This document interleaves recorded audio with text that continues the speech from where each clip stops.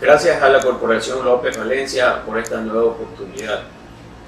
El día de hoy vamos a hablar acerca de la prueba, ¿sí? La prueba que tiene un alto de importancia en todo proceso judicial o administrativo. Y es importante poder abrir el debate y poder conversar acerca de aquello, ¿no? Ante eso vamos a tratar el día de hoy dos temas importantes, como es la introducción al razonamiento probatorio y los aspectos generales de la prueba. Entonces, para hablar de esos dos temas que son muy importantes, ¿ok? Para hablar de esos temas que son muy importantes, vamos a hablar primero acerca de la introducción al razonamiento probatorio. Esta introducción al razonamiento probatorio, vamos a decir que ¿qué es la prueba? Por un lado, en un proceso judicial o administrativo, y decimos que la prueba en un proceso judicial es la necesidad que ampara una demanda o una acción, o es la necesidad que ampara una solicitud, un derecho de petición. Y esto lo podemos ver en el ámbito judicial o administrativo, porque dentro de los procedimientos administrativos hay una etapa que se llama reproducción de la prueba. En ese sentido, todo reclamo, toda petición que realiza una persona, un ciudadano, la prueba es fundamental para poder nosotros tener el resultado de lo que queremos. Si nosotros no aportamos pruebas dentro de un procedimiento, no vamos a tener los resultados que esperamos. O si no aplicamos correctamente la formulación y petición de pruebas, vamos a tener inconvenientes dentro de los procesos administrativos. En ese sentido, para hablar acerca de la prueba y lo que conlleva acerca de la prueba, vamos a hablar nosotros acerca de los principios procesales que involucran la prueba. En ese sentido, el Código Orgánico Administrativo ha incorporado en su artículo 27 el principio de verdad procesal. Este principio de verdad procesal se marca básicamente que dice que no solamente se puede exhibir hechos notorios o públicos, sino que las pruebas tienen que versar sobre las actuaciones de las partes, de los litigantes, de los que incorporen al proceso como prueba. En ese sentido, el principio de verdad procesal es muy importante y partimos de ese principio porque el artículo 27 del Código Orgánico de la Función Judicial lo pone como norma a regir en las conductas de los señores magistrados, de los señores jueces, dentro del ámbito de su trabajo. Entonces, como vemos que el principio de verdad procesal es un principio muy importante, también tenemos que es relacionado a eso el principio dispositivo. Entonces, ¿por qué nosotros hablamos del principio dispositivo y que tiene relación a la prueba? De que la prueba como tal, por principio dispositivo, tiene que ser incorporada por una de las partes en el ámbito judicial cuando se realiza una petición. En ese sentido es que si una persona realiza una demanda, ¿sí?, tiene que incorporar en su demanda las pruebas que va a hacer reproducir en juicio, ¿ok? Y puede ser de una u otra de las partes, claro, porque una persona al proponer una demanda incorpora la prueba de acuerdo al artículo 142 y en la contestación de la demanda de acuerdo al artículo 151 tiene el derecho de aportar pruebas y contradecir lo uno de lo otro. En ese sentido, el principio dispositivo, la doctrina establece de que las pruebas en un proceso judicial deben ser incorporadas por una de las partes, porque existe un tercero que es el juzgador. Y aquí valga la aclaración, ¿no? Hay procesos judiciales que lamentablemente los jueces en la República del Ecuador de oficio solicitan para aclarar el panorama. Claro que el Código Orgánico, el COJEC, establece una particularidad que le da la oportunidad a los jueces de que puedan de oficio, para esclarecer el hecho, de pedir una prueba. Este facilitador considera que ese tipo de pruebas viola el principio de seguridad jurídica y viola el principio dispositivo, porque de acuerdo al principio dispositivo, un proceso judicial debe ir con el estímulo de las partes. En ese sentido que las partes deben de reproducir las pruebas que crean asistido, y si una u otra parte no presentó una prueba correctamente en un proceso judicial, esa persona va a perder el juicio, pero ese juicio no tiene que el juez pedirlo de oficio, porque el juez, por principio de imparcialidad, el juez simple y llanamente de lo que tiene conocimiento de las partes puede juzgar. En ese sentido, vemos que uno de los principios procesales, ahorita que estamos hablando de la introducción al razonamiento probatorio, vemos que el principio dispositivo es muy importante. Y ustedes, señores abogados, al momento de que litiguen, tienen que defender este principio dispositivo, porque el juez no puede doctrinariamente solicitar, ¿sí?, que se actúe una prueba de oficio, porque viola el principio de imparcialidad, ¿ok? Y principio dispositivo, consecuentemente, valga la redundancia. Asimismo, tenemos el principio de legalidad, ¿sí? Las pruebas que yo voy a hacer reproducir en un juicio, o las pruebas que yo voy a enunciar, son las pruebas que me permitan la ley, por principio de legalidad, las pruebas que están debidamente establecidas en la norma.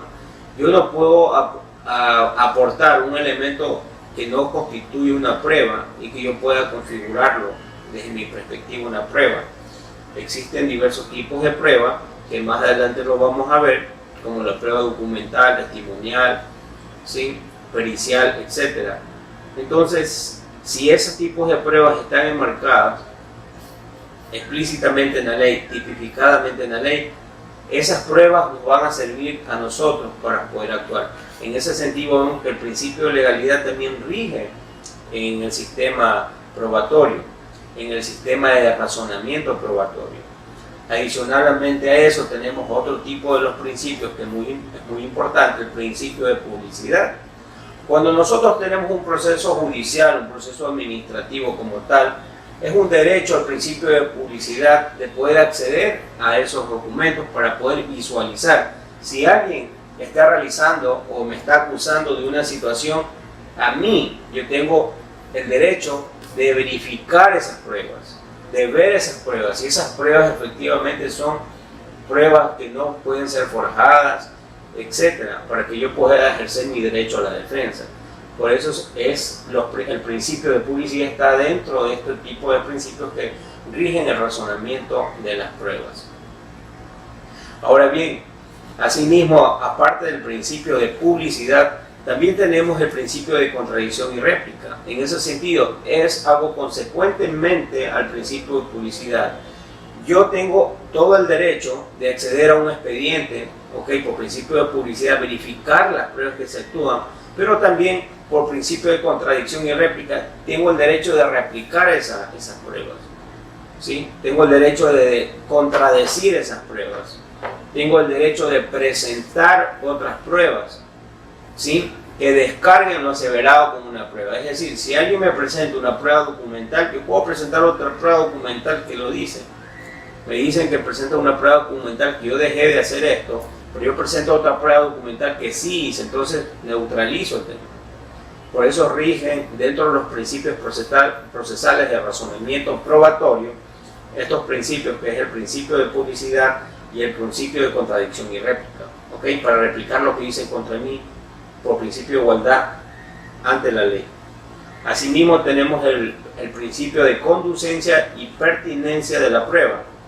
Estos tipos de principios sirven básicamente, y de acuerdo a lo establecido en el COGEP, sirven para que exista que la prueba que aporten las partes dentro de un proceso sean conducentes sobre lo que se litiga y que sea pertinente de lo que se litiga. Yo no voy a presentar una prueba que sea incongruente, impertinente, etcétera, que no me ayuda a un proceso, que no me ayuda en un proceso.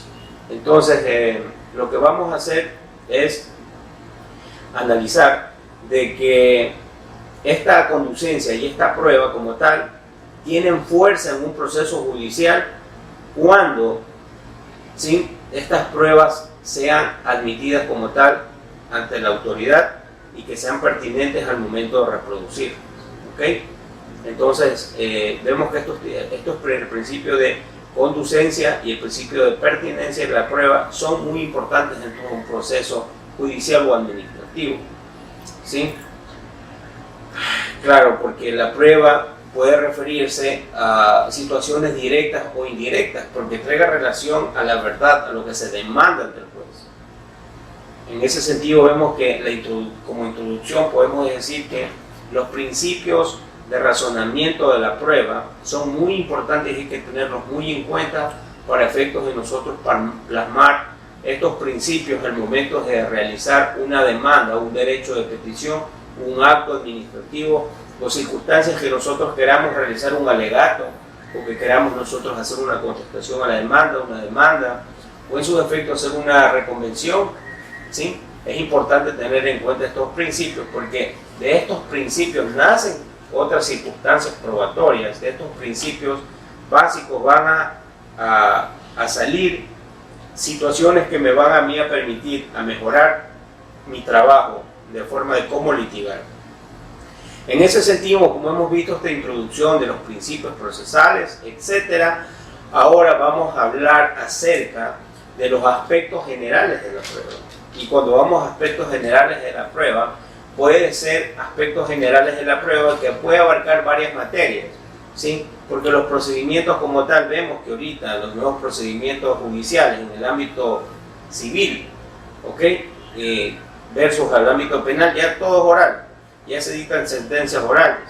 El sistema de oralidad se rige ahorita en la República. En ese sentido, los principios procesales, etcétera, tienen similitud. Cuando antes no existía el sistema procesal, ¿sí? En materia civil y mercantil, niñez, adolescencia, etcétera, no existía el sistema oral, ¿okay? Nos diferían bastante los principios procesales y cambiaban el sentido de aplicación del uno al otro. Pero ahorita ya los principios procesales prácticamente es lo mismo, por el principio de oralidad y dentro de los procedimientos como tal. Hay ciertos principios que pueden variar, pero los principios que hemos mencionado ahora son los principios que rigen el razonamiento probatorio. ¿Ok? Ahora sí, vamos a hablar acerca de los aspectos generales de la prueba, que es algo muy, muy importante. Entonces, cuando hablamos de estos aspectos generales, ¿sí? Podemos hablar primero de los tipos de pruebas que recoge el Código Orgánico General de Procesos, el COGEP, ¿ok? Porque ya tenemos que hablar ya un poquito más con propiedad ya del derecho positivo. Ya hablamos de los principios, los que establece la doctrina como tal de la prueba. La prueba es muy importante en un proceso. La prueba es el corazón de un proceso. Sin algo probatorio no vamos a tener, vamos a ganar un juicio. Y no solamente tener un elemento probatorio, sino que saber cómo se utiliza la prueba, la pertinencia y conducencia, como lo hemos dicho. ¿Ok? Entonces, ante eso vamos nosotros a analizar, ¿sí? qué tipos de pruebas me permiten a mí plasmarla en un juicio, en un procedimiento administrativo, etc. Y lo tomo con el COGEP. ¿Por qué tomo con el COGEP? Porque el COGEP establece de forma general, incorpora de forma integral todos los procedimientos judiciales. Es más, el COGEP también es norma supletoria del Código Orgánico Integral Penal, ¿sí? En ese sentido, vamos a hablar acerca de los tipos de pruebas que me pueden a mí ayudar y vamos a hablar cada uno de ellos y la forma de cómo hacerlos dentro de un procedimiento judicial. Por un lado tenemos la prueba documental. ¿Sí? Esta prueba documental sirve cuando esta prueba recoja, contenga o representa algún hecho, declara, constituye, incorpora un derecho. Esta prueba incorpora un hecho o un derecho. La prueba. Las pruebas documentales se dividen en prueba pública y privada. La prueba pública como tal es la emitida por los órganos del sector público, que dicho sea de paso, es el funcionario público que da fe pública al documento y ese documento lo puedo hacer valer en juicio. Asimismo, las actuaciones del notario revisten sobre acciones de situaciones públicas, por eso que el Código Orgánico General de Procesos establece de que las actuaciones, escrituras protocolarias del notario se constituyen escrituras públicas. Entonces, y de acuerdo a la Constitución del 2008, las funciones del notario tienen carácter de servicio público, de función pública, etc. Por lo tanto, todas las actuaciones que realicen un notario se consideran instrumento público, no privado, porque el notario es el que da fe pública del acto. Asimismo, Todos los documentos que son emitidos por todas las autoridades del sector público, por todos los funcionarios públicos, es una prueba, obviamente, y reincidimos en esto, que las pruebas tienen que ser conducentes, pertinentes y válidas, que contengan un hecho o un derecho de las partes.